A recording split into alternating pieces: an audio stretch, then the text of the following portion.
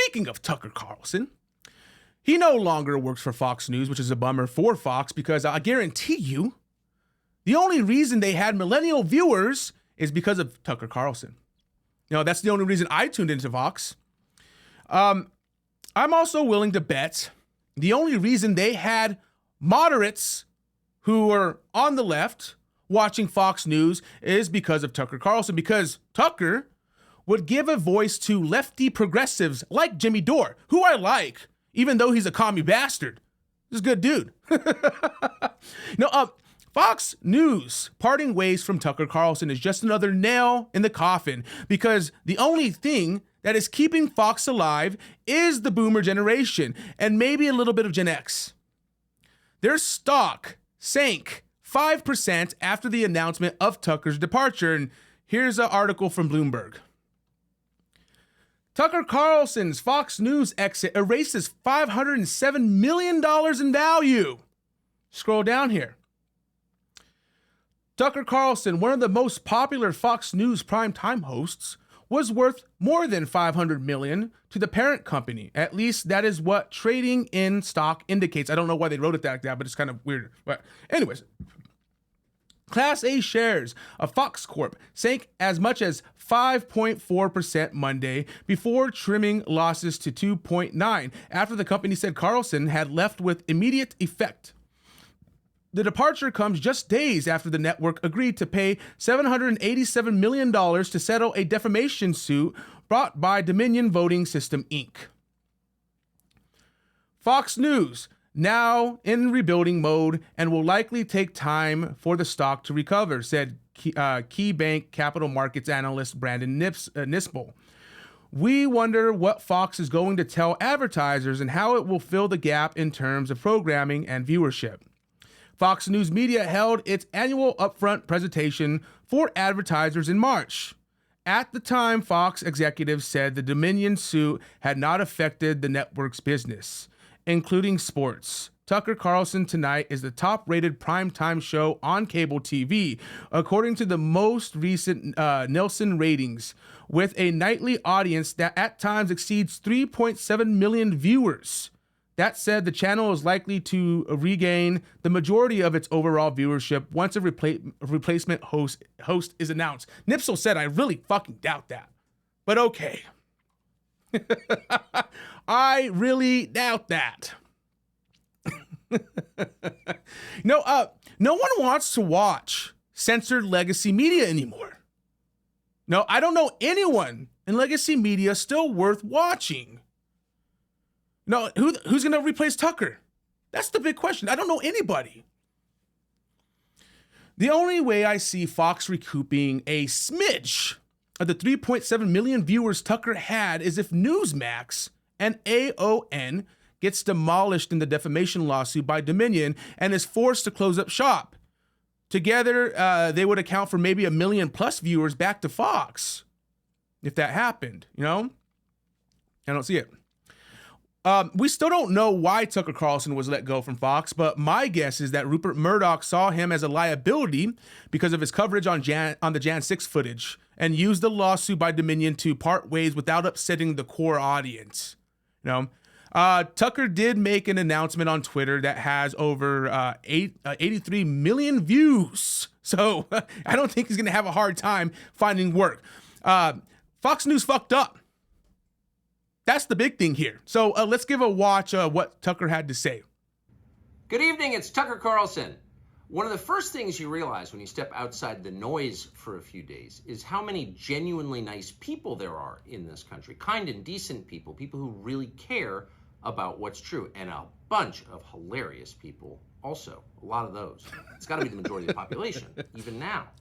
So that's heartening. The other thing you notice when you take a little time off is how unbelievably stupid most of the debates you see on television are. They're completely irrelevant. They mean nothing. In 5 years, we won't even remember that we had them. Trust me, as someone who's participated.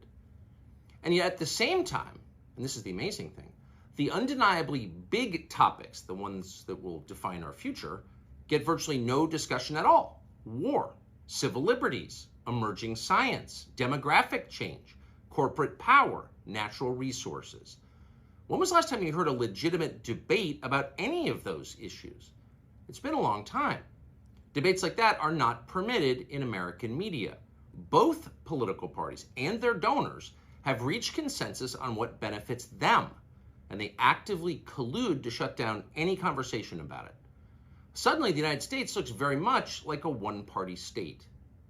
That's a depressing realization, but it's not permanent. Our current orthodoxies won't last. They're brain dead. Nobody actually believes them. Hardly anyone's life is improved by them. This moment is too inherently ridiculous to continue, and so it won't. The people in charge know this. That's why they're hysterical and aggressive. They're afraid. They've given up persuasion. They're resorting to force. But it won't work. When honest people say what's true, calmly and without embarrassment, they become powerful. At the same time, the liars who've been trying to silence them shrink, and they become weaker. That's the iron law of the universe. True things prevail. Where can you still find Americans saying true things? There aren't many places left, but there are some, and that's enough. As long as you can hear the words, there is hope. See you soon. You know, Tucker's not wrong. He's not, man. You know, what Tucker Carlson said is exactly why legacy media is slowly dying. Because the public is starting to see that it is nothing but propaganda. It is curated propaganda to retain and gain an audience. You know, and I'm excited to see what Tucker does next. Actually, we already know what Tucker's doing next. He is starting a new show that will be airing on Twitter. And here's him talking about it. Hey, it's Tucker Carlson. You often hear people say the news is full of lies. But most of the time, that's not exactly right. Much of what you see on television or read the New York Times is in fact true in the literal sense. It could pass one of the media's own fact checks. Lawyers would be willing to sign off on it. In fact, they may have. But that doesn't make it true. It's not true. At the most basic level, the news you consume is a lie of the stealthiest and most insidious kind. Facts have been withheld on purpose, along with proportion and perspective. You are being manipulated. How does that work? Let's see. If I tell you that a man has been unjustly arrested for armed robbery, that is not, strictly speaking, a lie. He may have been framed. At this point, there's been no trial, so no one can really say. But if I don't mention the fact that the same man has been arrested for the same crime 6 times before, am I really informing you? No, I'm not. I'm misleading you. And that's what the news media are doing in every story that matters, every day of the week, every week of the year. What's it like to work in a system like that? After more than 30 years in the middle of it, we could tell you stories. The best you can hope for in the news business at this point is the freedom to tell the fullest truth that you can. But there are always limits. And you know that if you bump up against those limits often enough, you will be fired for it. That's not a guess, it's guaranteed. Every person who works in English language media understands that. The rule of what you can't say defines everything. It's filthy, really, and it's utterly corrupting. You can't have a free society if people aren't allowed to say what they think is true. Speech is the fundamental prerequisite for democracy.